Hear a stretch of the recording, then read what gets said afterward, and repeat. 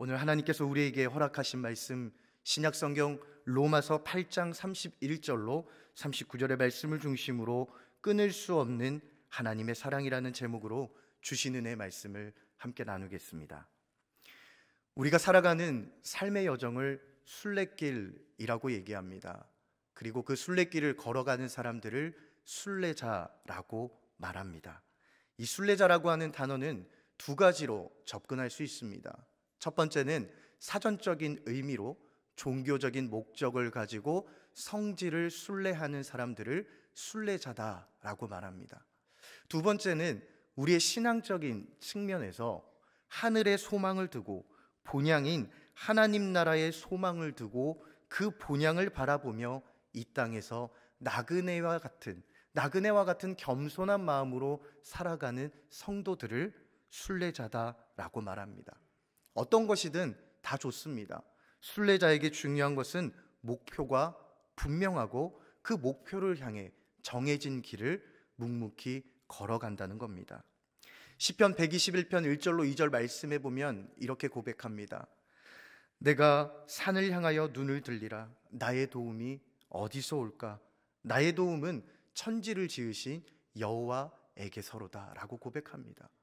순례를 떠나기 전에 멀리 있는 산들을 바라보며 산 넘고 물을 건너 순례의 여정을 떠나기 전 두렵고 긴장한 마음 가운데 하나님께 고백합니다.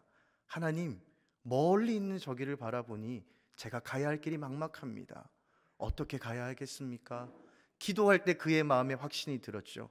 나의 모든 도움은 천지를 지으신 여호와 하나님에게서부터 시작된다라고 고백하는 겁니다. 여러분, 순례길을 걷는다라는 것은 만만치 않습니다. 여러분들 가운데 혹시 순례길을 걸어본 적 있으십니까? 물론 우리는 이 땅에서 성도로서 순례길을 걷고 있죠. 2017년부터 19년까지 저는 총 3번에 걸쳐서 스페인 산티아고 순례길을 3번 걸었습니다. 물론 처음부터 끝까지 다 걷지는 못했지만 학생과 직장인들이 시간을 내어서 현실적으로 갈 수 있는 119.8km를 3번 걸었습니다. 그 3번을 걷고 나니 제 마음 가운데 확신이 들었습니다. 우리의 살아가는 삶이 순례길과 같구나. 그리고 이 순례길이란 결코 녹록지 않는 길이구나 라고 하는 것을 깨달았습니다. 순례길을 걷다 보면 깊은 어둠 가운데 홀로 쓸쓸히 걸어갈 때가 있습니다. 칠흑 같은 어두움에 혼자 걸어가는데 두 갈래 길이 나옵니다. 그러면 어디로 가야 하는지 모릅니다. 지도에 나와 있지도 않고 누구 물어볼 사람도 없습니다. 막막할 때가 있었습니다. 뿐만 아닙니다. 좁은 길을 위태위태하게 걸어갈 때도 있었습니다. 작은 냇가에 빠지지 않기 위해서 좁은 길을 걸어갈 때가 있었고, 지금 보시는 사진은 길을 가다가 너무 화장실이 급한데 화장실이 없는 겁니다. 어떻게 하겠습니까? 여러 사람이 모여서 비옷으로 화장실을 만들어 주는 겁니다. 저 빨간색은 비옷이고요. 저 안에 누군가가 들어가 있습니다. 볼일을 보고 있는 거죠. 급하게 그 일을 해결하기도 했습니다. 때로는 걷다가 너무 힘들고 지쳐서 바닥에 주저앉아 더 이상 못 가겠다고 울부짖을 때도 있었습니다. 또 갑자기 만난 눈으로 인해서 옷이 다 젖어서 고생하기도 했습니다. 하지만 끝까지 이를 악물고 버티고 그 길을 걸었던 이유 중에 하나는 바로 목표가 분명했기 때문입니다. 지금은 힘들지만 이 길 끝에는 산티아고 데 콤포스텔라라고 하는 그곳에 내가 도착해서 도장도 받고 순례자 인증도 받고 나의 목표를 이루겠다라는 그 목표가 분명했기 때문에 참고 또 참고 견뎠습니다. 우리 모두의 삶의 여정이 다 그런 것 같습니다. 제가 감히 여러분들 앞에서 인생을 논할 수는 없습니다. 하지만 성경은 분명히 우리에게 이 땅에서의 삶은 결코 녹록지 않다라고 말하고 있습니다. 그리고 그 녹록지 않은 삶을 우리에게 쉽고 아주 재미있게 풀어 쓴 책이 바로 이 철로 역정입니다. 우리는 철로 역정을 생각하면 일대 담임 목사님이신 게일 목사님께서 번역한 책으로만 알고 있습니다. 하지만 여러분 그거 아십니까? 게일 목사님이 훌륭한 목사님이 될 수 있었던 이유 중에 하나는 연동교회에 훌륭한 성도들이 있었기 때문이었습니다. 이 철로 역정은 우리 교회 초대 성도님들 중에 한 분이었던 이상재 선생이 개혁당 사건으로 한성 감옥에 갇혔을 때 선교사님들이 준비한 서고에 꽂혔던 성경 말씀과 또 이 철로 역정을 읽고 예수님을 영접하게 된 아주 귀하고 귀한 책입니다. 다시 말해 이 철로 역정이라는 책은 단순히 문학적인 의미를 넘어서서 믿음의 여정을 걸어가는 우리 모두에게 방향을 제시하고 길을 안내하는 아주 귀한 믿음의 서적입니다. 이제 저는 하나님께서 주신 말씀 로마서 8장 31절로 39절의 말씀을 붙잡고 철로 역정에 나오는 4장의 내용과 함께 우리에게 주시는 하나님의 말씀을 두 가지 은혜로 선포하고자 합니다. 주님께서 오늘 이 말씀을 주실 때에 저와 여러분의 가슴에 새기시고 한 주간 승리하는 복된 삶을 살아갈 수 있기를 주님의 이름으로 축복합니다. 첫째, 하나님께서는 예수 그리스도를 통하여 우리를 확실히 구원하셨다 말씀하십니다. 사도 바울은 로마서 8장 31절 말씀을 시작하며 이렇게 선포합니다. 그런즉 이 일에 대하여 우리가 무슨 말을 하리요? 바로 복음에 관한 것입니다. 로마서의 중심, 로마서의 축은 무엇입니까? 바로 복음입니다. 이 복음은 사도 바울이 1장 16절에서 부르짖었던 누구든지 차별 없이 모든 사람에게 구원을 주시는 하나님의 능력입니다. 그리고 그 하나님의 결정체가 무엇입니까? 바로 예수 그리스도이십니다. 우리를 위하여 십자가에 달리시고 3일 만에 부활하신 예수 그리스도, 그분을 통하여 하나님의 무한하신 능력을 우리에게 보여주셨는데 우리가 무엇을 두려워하겠느냐라고 하는 사도 바울의 믿음의 선포였습니다. 먼저 저는 이 시간 저와 여러분에게 먼저 질문하고 싶습니다. 우리에게는 사도 바울과 같은 믿음의 담대함이 있습니까? 우리가 처음 예수 그리스도를 믿었을 때를 한번 생각해 보십시오. 본당에 들어와서 교회에 앉기만 해도 눈물이 나던 때가 있었습니다. 십자가만 바라보아도 나를 구원해 주신 그 구원의 감격에 감사하며 하나님께 기도가 저절로 나왔던 그런 시절이 우리에게 있었습니다. 내 손에 쥔 것이 아무것도 없어도 내 삶을 붙들고 계신 예수 그리스도가 계시기에 그 예수 그리스도 복음 하나만으로 담대하게 세상을 이기며 살아가던 믿음의 담대함이 우리에게 있었습니다. 그런데 지금 이 시간 저와 여러분에게 그 믿음의 담대함과 믿음의 자신감과 구원의 감격이 여전히 뜨겁게 가슴에 남아 있습니까? 만약 우리의 삶에 지금 예배드리는 이 시간에도 복음에 대한 감격과 담대함이 우리에게 있지 않다면 저와 여러분은 다시 한 번 더 우리의 신앙을 돌아보며 긴장하며 하나님 앞에 엎드려 부르짖어야 할 것입니다. 사도 바울은 복음의 능력으로 모든 것을 이겨낼 수 있다라고 선포하며 오늘 본문 가운데 믿음의 여정을 걸어갈 때 우리를 넘어뜨리려고 하고 우리를 쓰러뜨리려고 하는 세 가지 위협적인 요소를 말합니다. 그리고 이 세 가지 위협적인 요소는 철로 역정 4장에 등장하는 아볼로온이라고 하는 하나님의 대적자가 순례자인 크리스천에게 베푸는, 크리스천을 공격하는 세 가지 방법과 똑같은 것을 발견하게 됩니다. 다시 말하면 철로 역정에서 말하고 있는 아볼로온의 공격은 로마서 8장 31절에서 36절에 기록되어 있는 우리를 넘어뜨리는 사탄의 계략과 동일하다는 겁니다. 그 내용들을 살펴보면 이렇습니다. 첫 번째, 사탄은 우리로 하여금 하나님의 사랑을 의심하게 합니다. 32절 말씀에 보면 이렇게 기록하죠. 자기 아들을 아끼지 아니하시고 우리 모든 사람을 위하여 내주시니가 어찌 그 아들과 함께 모든 것을 우리에게 주시지 아니하겠느냐라고 말씀합니다. 하나님의 사랑은 예수 그리스도를 통하여 우리에게 가장 잘 나타났습니다. 자신의 하나밖에 없는 아들을 죄인들을 위하여 우리를 사랑함으로 아낌없이 주저함 없이 내어주셨습니다. 이것은 우리 인간적인 생각으로는 이해할 수가 없습니다. 우리의 이성으로 풀어낼 수가 없습니다. 그래서 하나님의 구원은 바로 신비라고 말하는 겁니다. 우리의 생각과 사고와 이성으로 논리로 단순히 풀어낼 수 없는 하나님의 무한하신 사랑, 그 무한하신 사랑이 바로 구원의 역사입니다. 하나님의 놀라운 구원의 은혜를 입은 우리 그리스도인들은 어떻게 살아가야겠습니까? 모든 것을 우리를 위해 내어주신 하나님이 우리를 사랑하시기에 우리는 그 믿음을 붙잡고 사랑을 붙잡고 담대히 살아가야 합니다. 그런데 현실은 늘 두렵기만 합니다. 현실은 늘 흔들리기만 합니다. 하나님께서 나를 버리시지 않을까? 내가 이렇게 살아도 괜찮은 걸까? 과연 나 같은 사람도 하나님께서 사랑하시는 것일까? 하나님의 사랑이 진심일까? 의심하며 흔들립니다.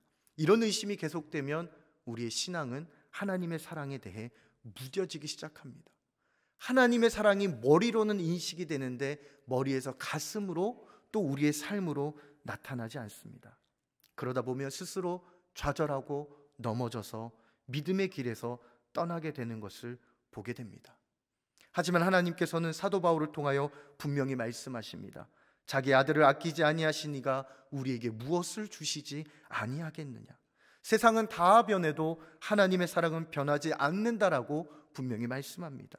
자신의 독생자를 주신 하나님의 아들, 그 하나님의 아들은 변하지 않고 영원하다라고 말씀합니다. 로마서 4장 25절은 우리에게 이렇게 말씀합니다. 예수는 우리가 범죄한 것 때문에 내줌이 되고 또한 우리를 의롭다 하시기 위하여 살아나셨느니라라고 말씀합니다. 하나님께서는 죄인된 우리를 위하여 가장 아끼는 자신의 아들 예수 그리스도를 내어주셨습니다. 그리고 그 하나님의 사랑은 영원토록 변함이 없으시다라는 겁니다. 사랑하는 여러분, 이 하나님의 사랑을 믿을 수 있기를 간절히 소망합니다. 변하지 않는 하나님의 사랑, 그 하나님의 사랑을 확신하며 믿음의 길에서 우리를 의심케 하는 모든 마음을 떨쳐버리고 복된 발걸음을 걷는 저와 여러분이 될 수 있기를 주님의 이름으로 축복합니다. 아볼로는 두 번째 사탄과 함께 우리를 공격하는데 바로 정죄함으로 공격합니다. 정죄함은 무엇입니까? 바로 죄인으로 규정한다라는 겁니다. 죄인으로 규정한다는 것은 의롭다라고 선포하시는 칭의와 전혀 반대되는 개념입니다. 다시 말해 로마서에서는 무엇을 강조합니까? 믿음으로 의롭다 칭함을 받은 이신칭의를 얘기하는데 정죄함은 죄인으로 규정한다는 것이기 때문에 로마서에서 말하는 사도 바울이 부르짖는 복음과는 전혀 반대되는 의미라는 겁니다. 하나님께서는 우리 인생들이 정죄받기를 원하시지 않습니다. 믿음으로 의롭다 하심을 받은 우리 인생들이 예수 그리스도로 말미암아 기뻐하며 살아가길 원하시는 분이십니다. 그런데 여러분, 앞서 말씀드렸듯이 우리는 연약합니다. 진흙길을 걷다 보면 때로는 우리 발에 진흙이 묻을 때가 있는 것처럼 우리의 삶을 살다 보면 우리의 삶에서 이 땅의 온갖 오물들이, 죄의 흔적들이 우리에게 남을 때가 있습니다. 하지만 그럼에도 불구하고 우리가 다시 설 수 있는 이유가 있습니다. 그것은 바로 우리가 날마다 죄와 허물을 마주해도 그때마다 하나님 앞에 엎드려 회개하고 참회하며 예수 그리스도 안에 거할 때 하나님께서는 그 누구도 정죄하지 않으시고 용서하신다라고 말씀하시기 때문입니다. 로마서 8장 34절은 분명히 말씀합니다. 누가 우리를 정죄하리요? 우리를 위해 죽으시고 다시 살아나신 예수 그리스도가 우리와 함께 계시는데 누가 우리를 정죄할 수 있느냐라고 사도 바울을 통해 하나님은 말씀하고 있는 겁니다. 아볼로는 크리스천을 회유합니다. 너 잘 생각해봐. 너 예전에 하나님이 왕이 시키는 대로 하지 않았잖아. 왕은 그렇게 하지 말라고 했는데 네 마음에 유혹이 와서 그렇게 했잖아. 사람들 앞에서 우쭐거리며 하나님의 뜻과 다르게 살았잖아. 네 자신을 봐. 너의 자신의 모습이 그 왕과, 거룩한 왕과 맞는 모습이니? 너는 절대 그럴 수 없어 라고 그를 계속해서 정죄합니다. 그때 크리스천이 담대하게 얘기하죠. 그래, 네 말이 다 맞아. 나 그렇게 살았어. 하지만 그 왕께서는, 자비로우신 왕께서는 이미 나를 용서해 주셨어. 그래서 나는 그 용서함 받음으로 이 길을 걸어간다라고 얘기합니다. 이것이 바로 오늘 본문 33절로 34절의 말씀입니다. 누가 나를 고발하겠느냐? 나를 택하시고 의롭다 하시는 이는 하나님이시니 어찌 너가 나를 정죄하느냐라고 믿음으로 선포하는 겁니다. 우리도 또한 마찬가지죠. 반복해서 죄를 짓습니다. 오늘 이곳에서 예배 드리고 있음에도 불구하고 여전히 우리 마음 가운데 불편한 마음이 들 때가 있습니다. 사탄은 속삭입니다. 네가 지금 예배 드리고 은혜 받는다고? 지난 월요일부터 토요일까지 너의 삶을 돌아봐. 너가 먹었던 것, 마셨던 것, 사람들과 함께했던 대화들, 너가 사람들 몰래 갔던 그 발걸음들, 네 마음에 여전히 가득 차 있는 악독한 모든 것들, 그리스도인이 될 수 있다고? 매일 똑같은 죄를 짓고 반복하는 너가 그리스도인이라고? 믿음을 가지고 산다고? 말도 안 되는 소리 하지 마.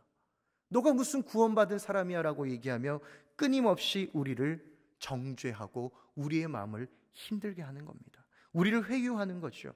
그러나 여러분, 조금 달리 생각해 보면 사탄의 속임수는 아무것도 아닙니다. 우리의 인생 중에 어느 누가 하나님 앞에서 완벽하게 살아갈 수 있습니까? 그 누구도 나는 하나님을 기쁘시게 하는 모습으로만 살아간다라고 말할 수 없습니다. 그렇게 따지면 우리는 하늘나라 가는 그날까지 우리 안에 구원의 확신을 갖지 못하게 될 것입니다. 성경은 분명히 말씀합니다.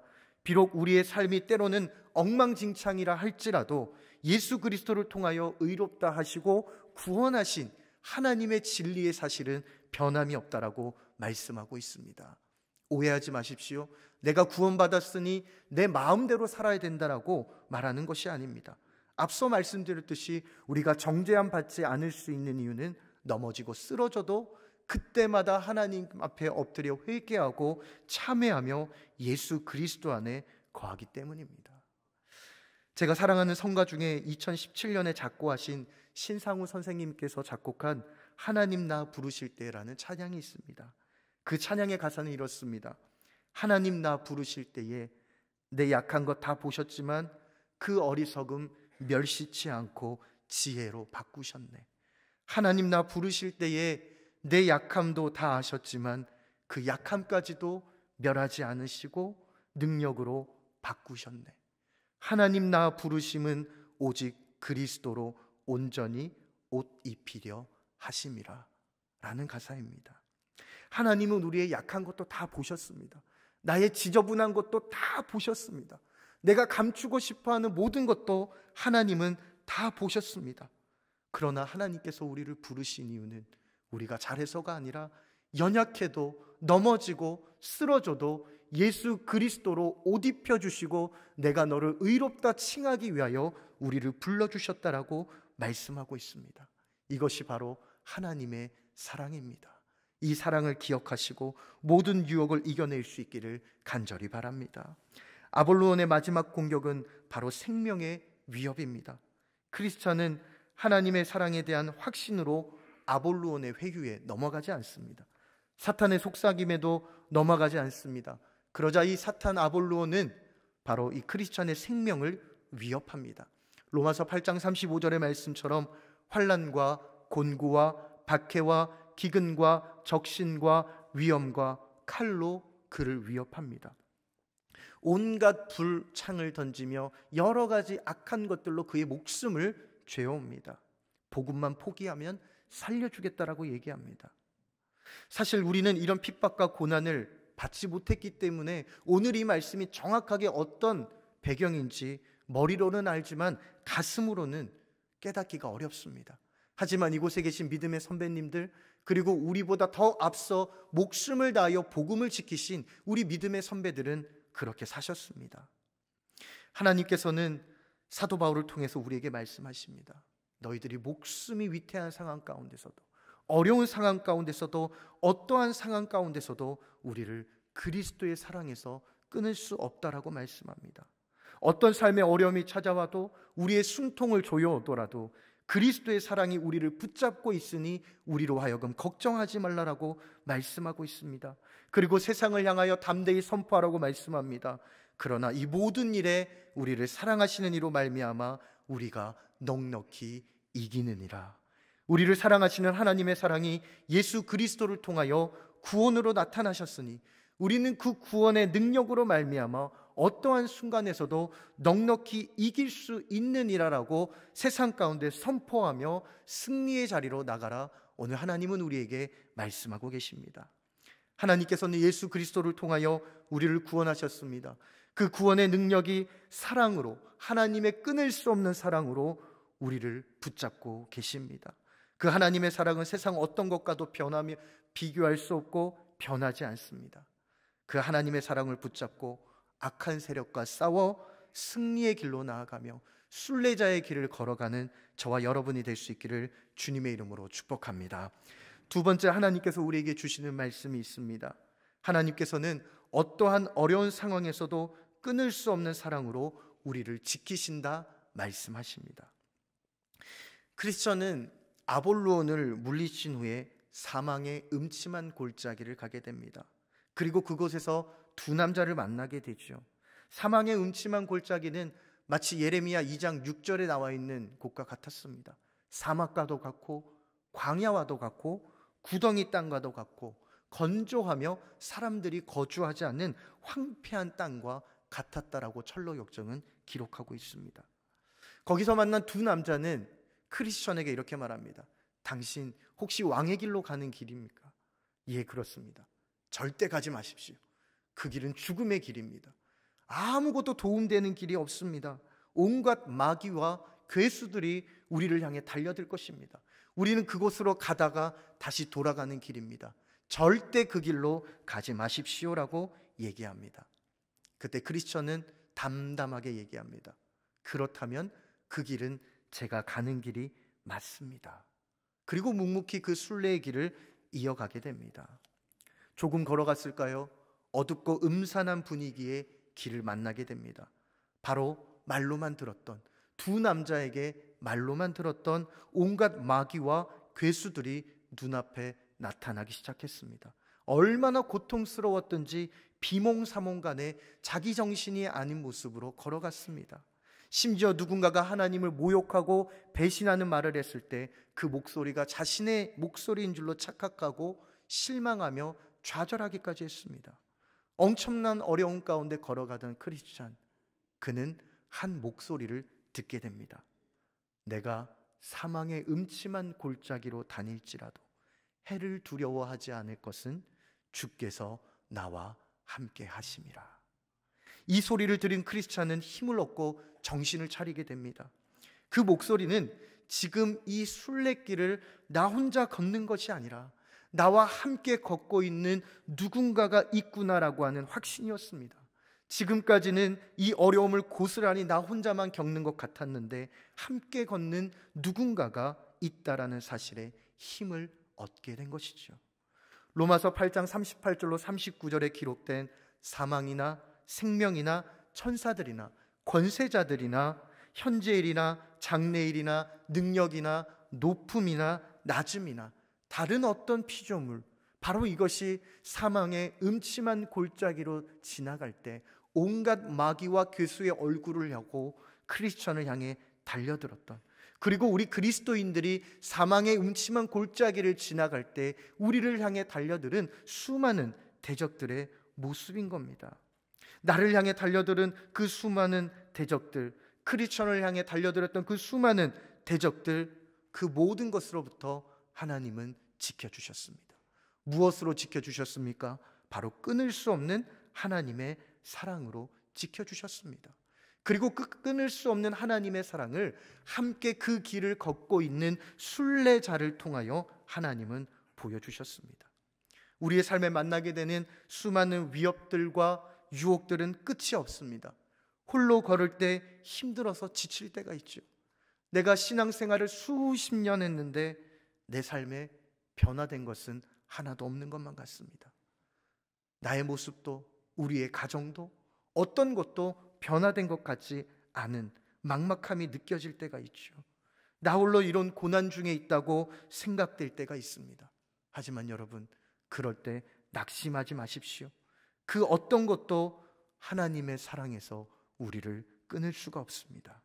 하나님은 영원히 변하지 않으시는 사랑으로 우리를 지켜주십니다.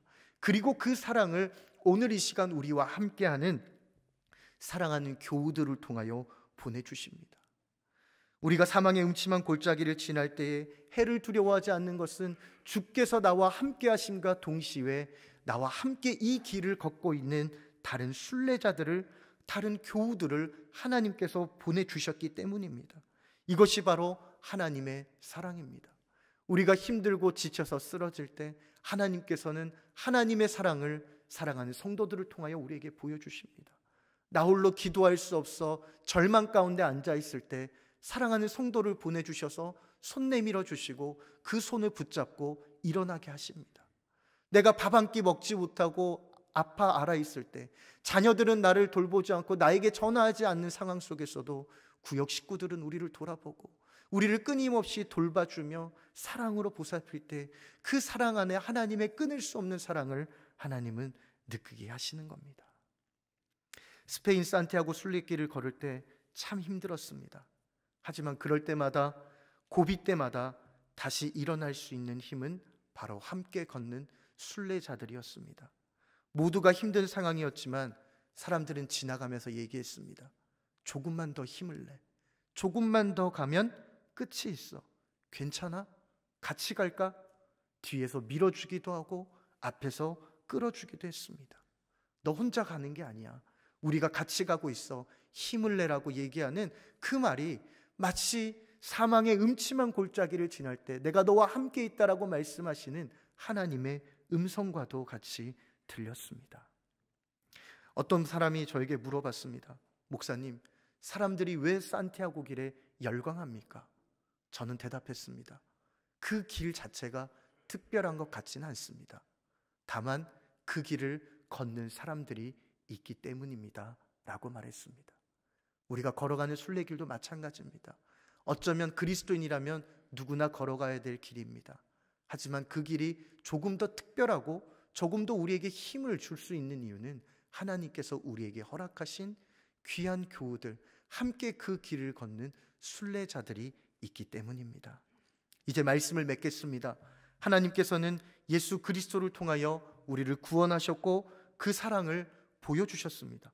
그 사랑은 결코 어떤 환난 가운데서도 어떤 상황 가운데서도 변하지 않습니다. 그리고 그 사랑은 우리를 날마다 지켜주시고 우리는 그 사랑에서 끊어지지 않습니다.